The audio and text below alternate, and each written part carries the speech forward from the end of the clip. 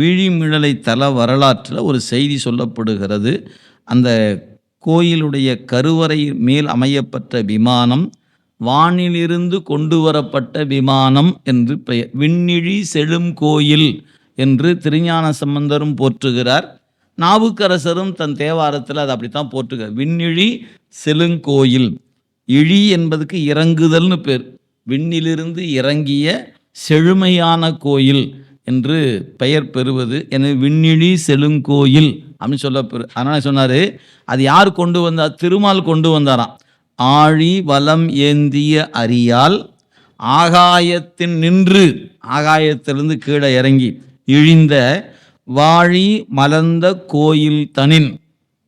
எனவே அந்த அவரால் கொண்டு வந்து அமைக்கப்பட்டிருக்கிற அந்த கோயிலில் மலர்ந்த வேணி, அந்த பெருமான் இருக்கக்கூடிய கோயிலை மண்ணும் பொருளை போற்றிசை